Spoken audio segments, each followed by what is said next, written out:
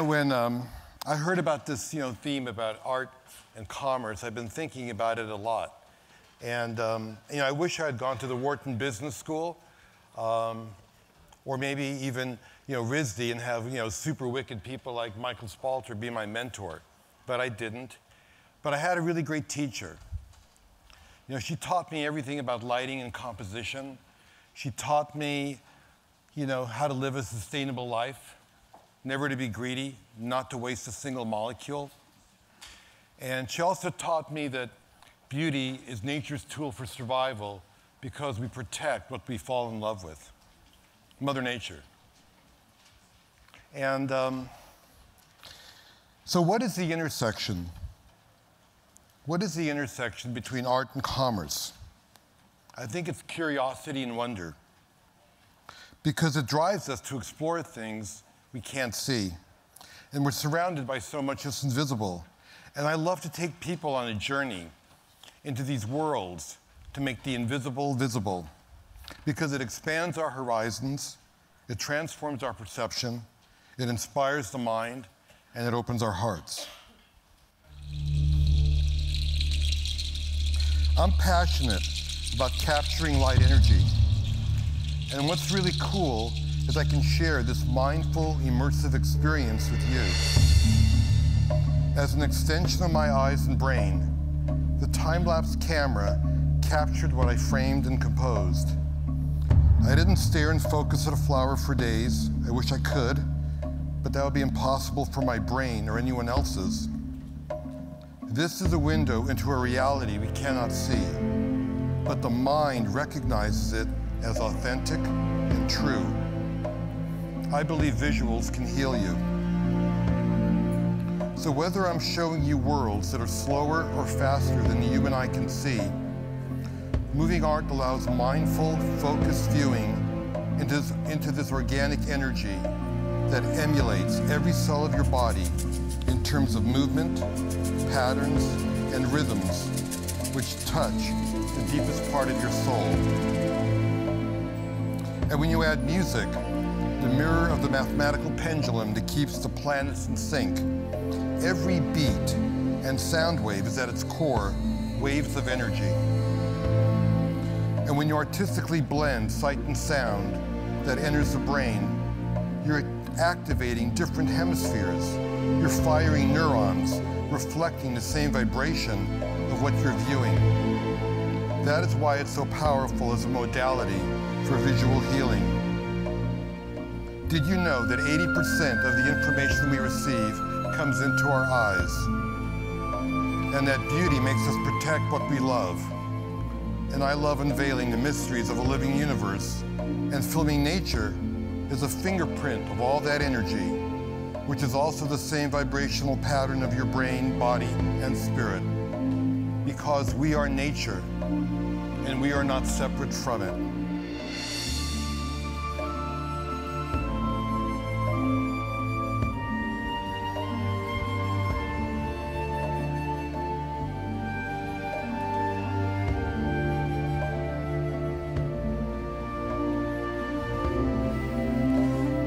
You have the ultimate power. You have the power to choose what you want to allow to enter your brain, what mood you prefer to be in, and how you want your body to feel, and how you want to shift your consciousness.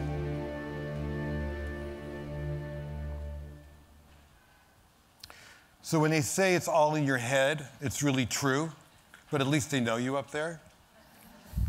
I've always wanted to put a time-lapse camera in space and film the Earth, but that would take decades, and I've already got a lot of gray hair. So by combining data and art, we can make the invisible visible. Here are some scenes from my National Geographic IMAX 3D movie, Mysteries of the Unseen World.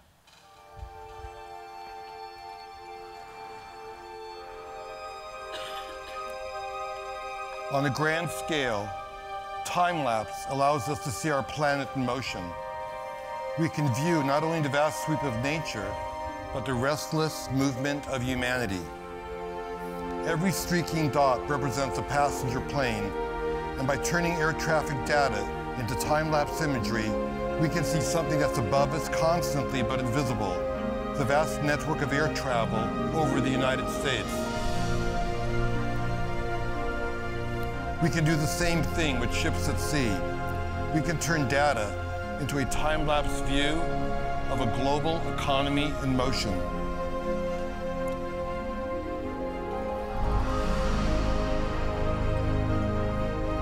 Decades of data can give us a view of our entire planet as a single organism, sustained by currents circulating throughout the oceans and clouds swirling throughout the atmosphere, pulsing with lightning, adorned by the aurora borealis.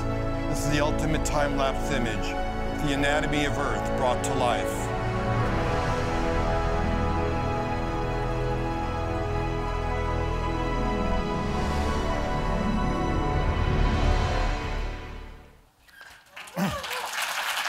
Thank you.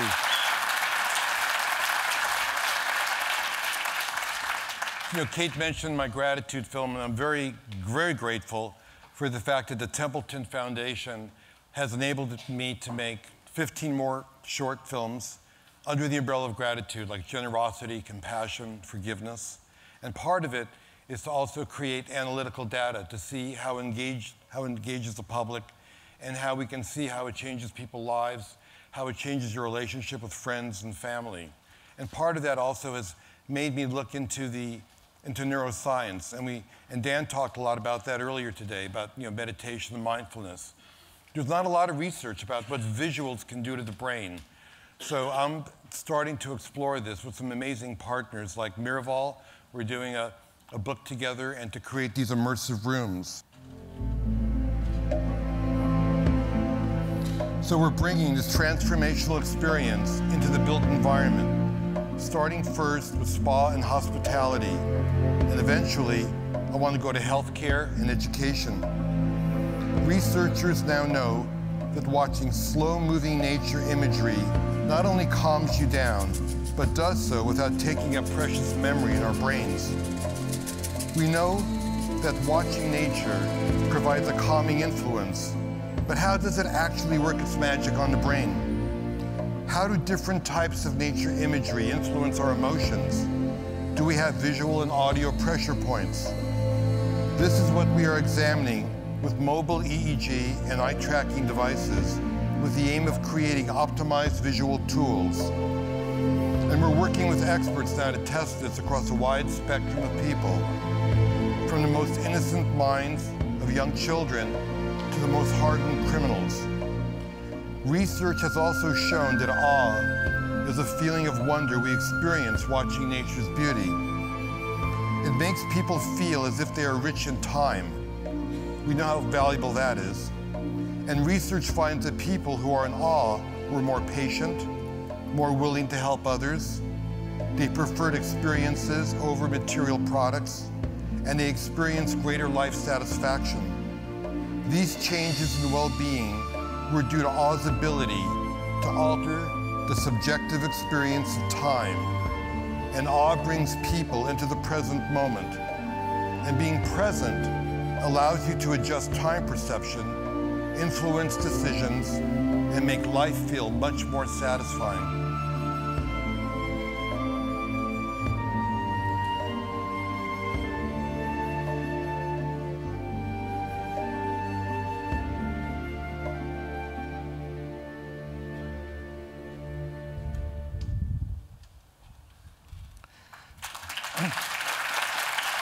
Thank you. So I'm going to show you some really preliminary conceptual designs. We're working with a world-class engineering design firm, Boom Bang, to develop the ultimate next-generation immersion therapy, which brings my films to life in a fully synchronized experience that includes state-of-the-art video displays, vibroacoustics, binaural audio, and aromatherapy to calm the senses, enhance your mood, and to heal the mind.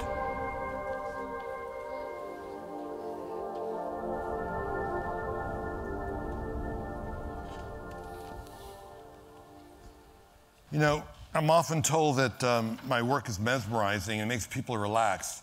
And that's probably the last thing a filmmaker wants to hear, is that I'm making people fall asleep. But I was really happy to learn that there's some counterintuitive research going on. Zoning out is really good for you. As I remember in elementary school, I used to sit by the window and daydream, and the teacher would always move me away from the window so that I would pay attention. Dan Hurley, author of Smarter, The New Science of Building Brain Power, says, there are times when it's really useful to get lost in one's thoughts.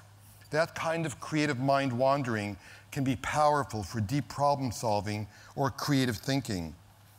The key to zoning out, experts say, is to stay focused when you need to, but let yourself mentally unplug when you can. A healthy mix of both mindfulness and mind wandering.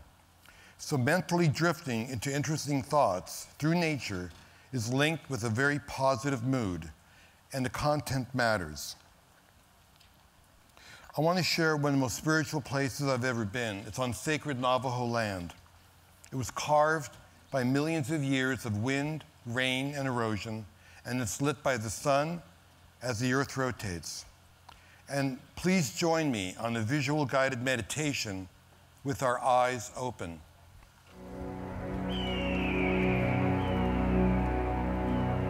Be the earth.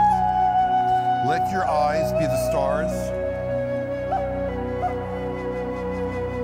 Let the molecules of your body be the dust and the rock.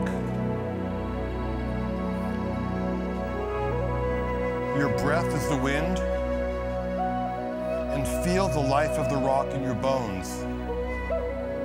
Imagine you are seeing into the heart of the rock, or maybe into the heart of the universe. Then let this red swirling rock be the chambers of your own heart. Imagine that you and this rock and everything you've ever encountered is the universe expressing itself in love. Know that your heart is your own, and it's also your neighbor's heart, and it's the heart of the earth.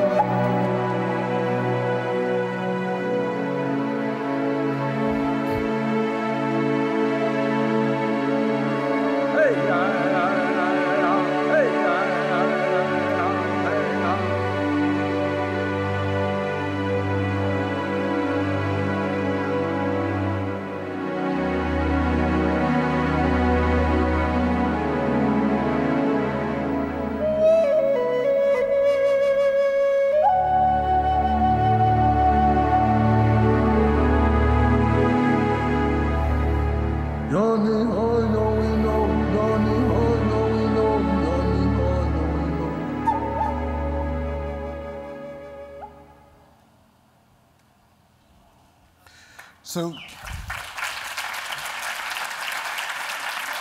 thank you. So I'm really curious about the big mysteries of life. And after I completed a film about pollination called Wings of Life, it was narrated by Meryl Streep for Disney Nature, I began to wonder what supports plants. You know, plants are really the only true solar collectors that can take light energy and turn it into food and fuel and shelter. Well, the answer is soil. And what decomposes rocks and organic material to make soil? It's the largest organism on the planet. It's everywhere. It can heal you, it can feed you, it can clean up toxic oil spills, it can shift your consciousness, and it's right under your feet. It's mycelium. Mycelium, the single cell network that is underground everywhere, that is the root system for budding mushrooms. So I'm working on this film on mushrooms. Actually, I'm doing a film about mushrooms, not on mushrooms. And working with a really great, scientist, Paul Stamets. And I've had several friends who have had cancer, breast cancer, and have been taking turkey tail, and the results have been extraordinary. You can do research on it. You can, look at the National Institute of Health. But mushrooms have powerful, powerful immunity properties. And I think with Paul, we're actually potentially on the verge of trying to solve the problem of colony collapse disorder, the disappearance of the bees. Here's a clip from the film Fantastic Fungi.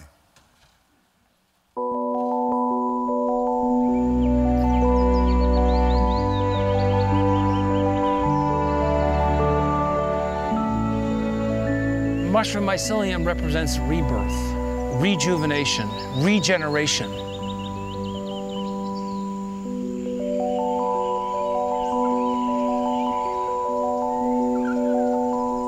Fungi generate soil that gives life.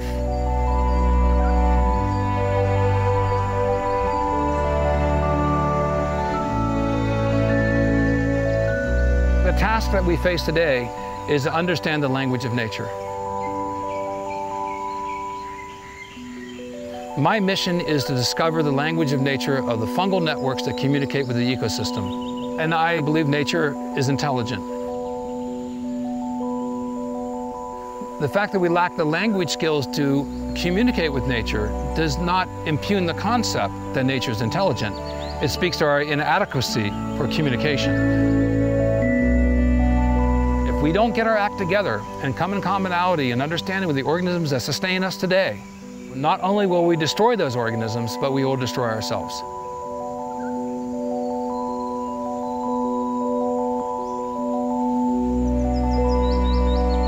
We need to have a paradigm shift in our consciousness. What will it take to achieve that? If I die trying, but I'm inadequate to the task to make a course change in the evolution of life on this planet, okay, I tried.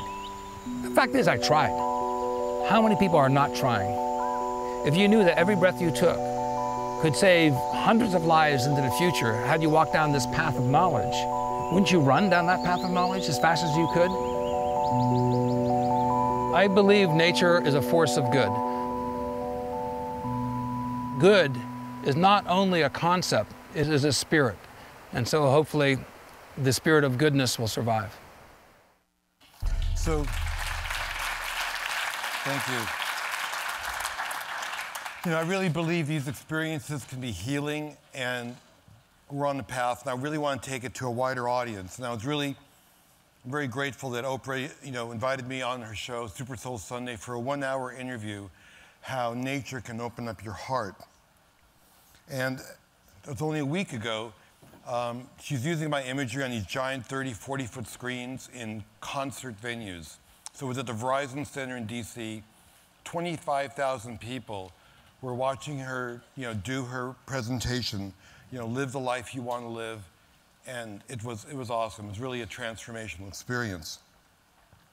So I've been traveling the world on this really great project, shooting amazing wonders, and it's also been just, heartening because, I've been to Greenland, and I've seen the fact that the indigenous people say they can't hunt, anymore because the ice is getting too thin. I was in China, and we couldn't shoot the Great Wall from a helicopter 100 feet above it because we couldn't see it because of the smog. We were 2 hours outside of Beijing.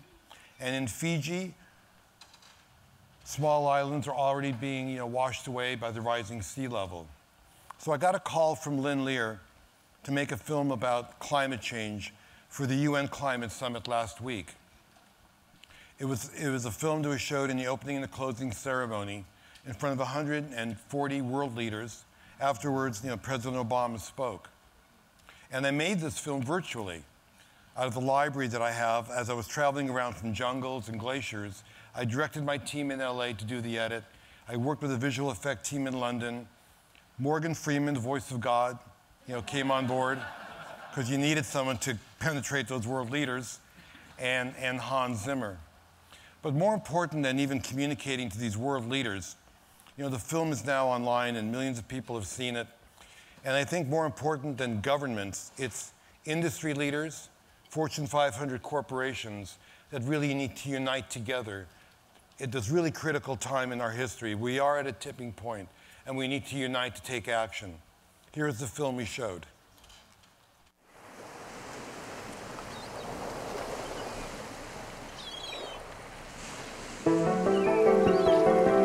One day, we will wake up to find that the energy that powers the alarm clock came from the breeze through the trees the night before. And we will go to work that morning riding the rays of the sun. It will light our cities and power our businesses. It will warm our homes and cool our workplaces. It will reduce sources of conflict and fuel our economies. It will connect us all. It won't scar the land or poison the seas. The food we eat will be good for our bodies and good for the planet. And the weather that day won't make us worry for tomorrow. There will be more jobs and less disease. The sea level will stop rising. And species will stop dying. The question is, how do we get to that day from where we are today?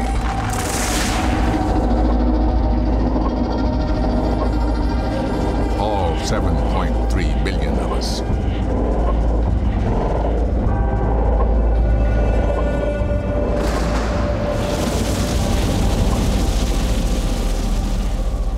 We start by deciding that beyond our doubts and differences, such a day truly exists. And that is something each of us can do today. We can make today the day we stop thinking that the changes required to get there are impossible and beyond us, and start realizing that they are not only possible, but what the future requires of us. We must stop turning from the warnings of science and fear and denial, and instead turn toward the solutions and partnerships we need.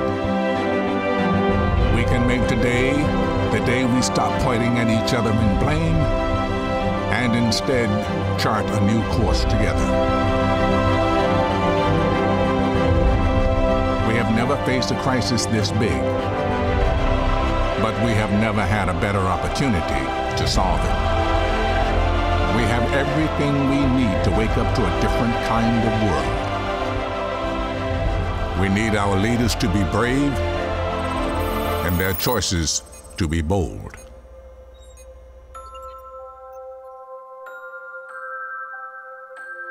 They will either remember us as the generation that destroyed its home, or the one that finally came to respect it. We have every reason in the world to act. We can't wait until tomorrow.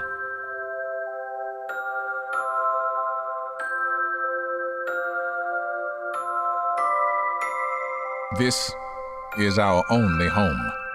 You can choose today to make a world of difference.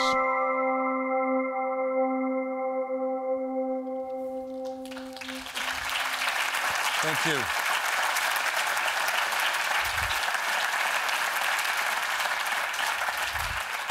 So I've got a little surprise.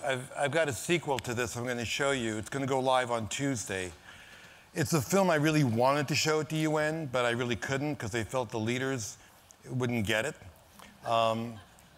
Their point was, technology, solutions, economic prosperity, renewable energy, we can all do it, which I really agree. But conscious leaders create conscious cultures, and that enables, I think, economies to flourish. I think there has to be some soul to it. I think we need a shift of consciousness. And I think that, looking at nature and biomimicry is one way to kind of inspire us. So this is the sequel. It's going to come out on Tuesday for the UN climate change.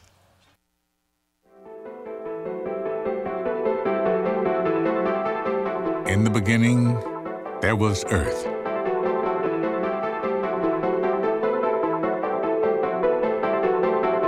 Paradise. An unspoiled sanctuary of beauty.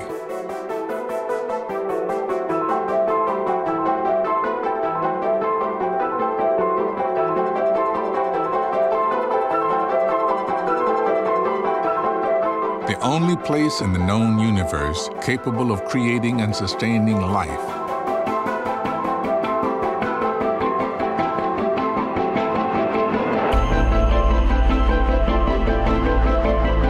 Before humans came along, the Earth was in perfect harmony, right? Well, not quite. The Earth has always been home to chaos and violence, constantly changing through what can be a brutal process of trial and error. We are a product of this evolution. The first and only species so far capable of replicating nature's uncanny power of creation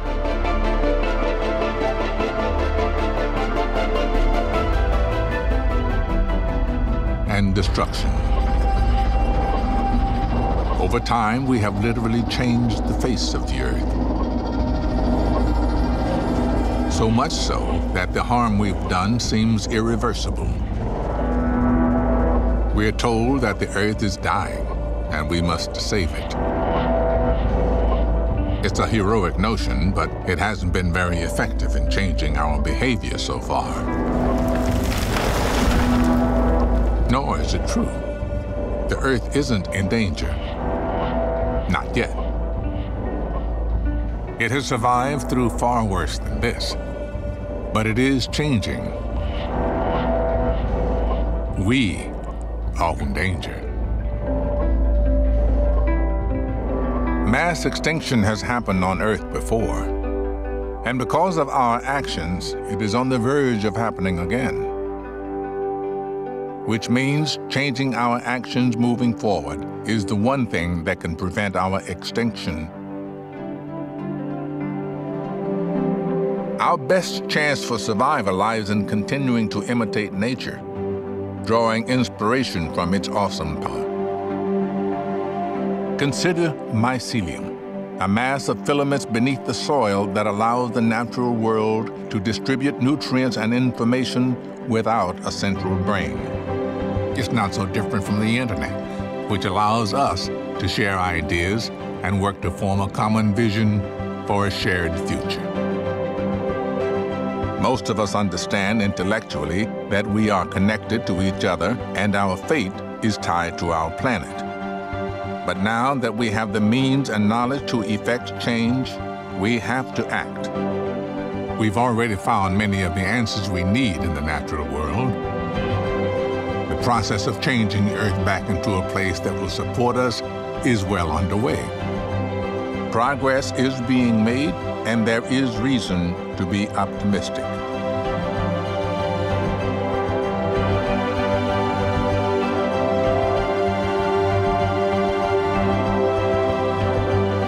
The more we do, the more the Earth will help rebuild and remake itself.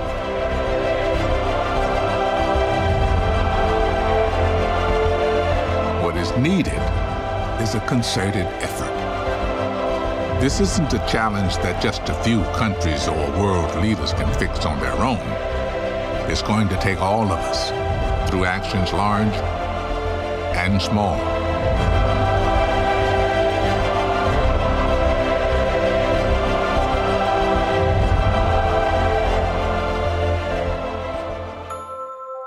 One day, very soon, we'll be asked, what did we do?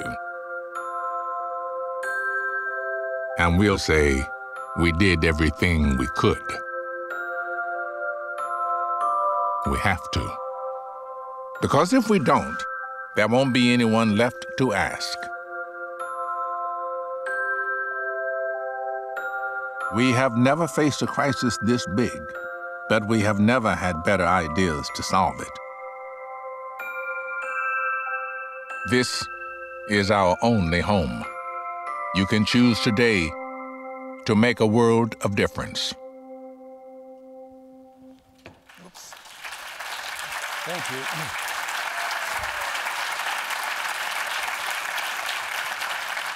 Thank you. So, all I really want to say is that the love you give yourself is ultimately the love that'll heal the world. Self-care is world care. And you got many leaders in this room. I challenge all of you to unite and let's make the world a better place. Thank you.